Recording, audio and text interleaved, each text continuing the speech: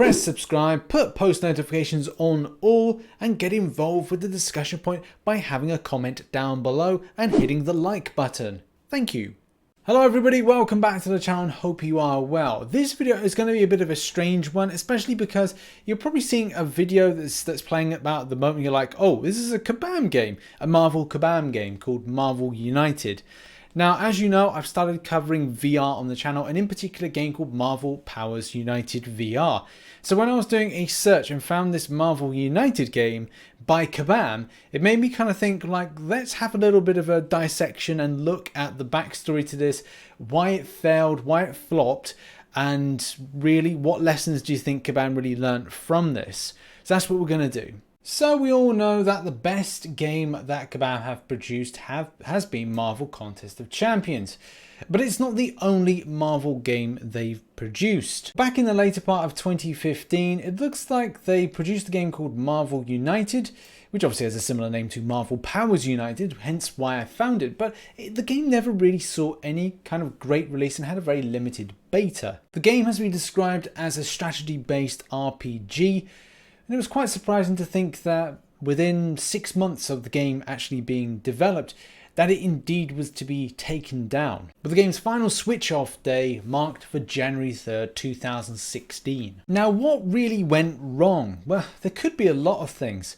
Unfortunately, it came at a point when Marvel Contest of Champions, which was the lead game for Kabam, was just drawing in just so much popularity that it would be difficult to kind of strip away any kind of resource from the cash cow. And anything that would have been used for a separate setup, a whole new game build, would just be pointless use of time. So more focus had to go towards Marvel Contest of Champions.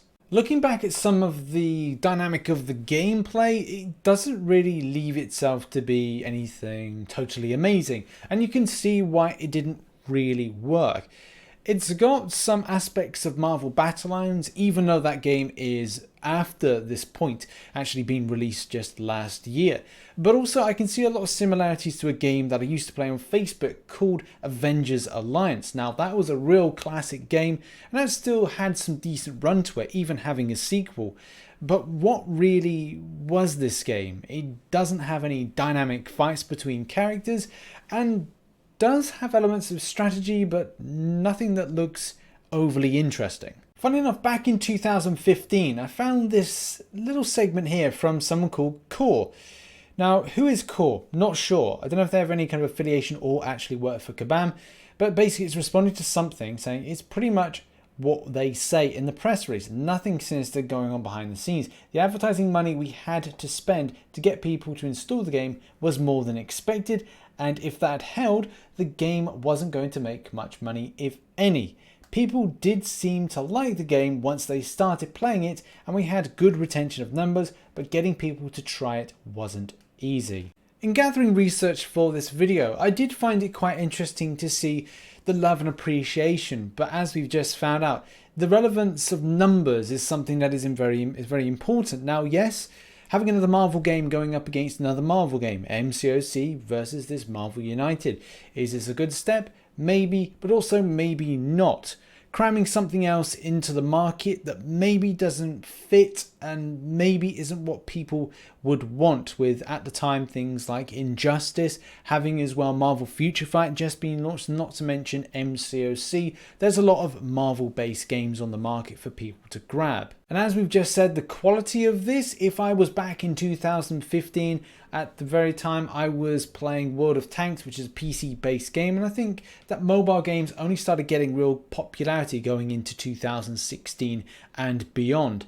But would this be something you would pick up? For me personally, I would not. However, though, it's great to see various characters. Even like one image, I'm seeing Misty Knight and Shadowcat, so that's pretty cool. I think for a lot of us, the reason that the game didn't work can be summed up by this following statement. In an article by Rick Cowley for Rocket Gamer Biz, he says, "The move comes at a difficult time for Kabam, which during 2015 took the decision to can original IP Moonrise in soft launch, while its Star Wars Uprising game is yet to demonstrate strong commercial appeal.